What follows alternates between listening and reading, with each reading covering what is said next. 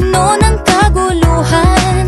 O hihikain yata ang tinamaang bata, para lang sa sulyap mo ako'y mamamanata.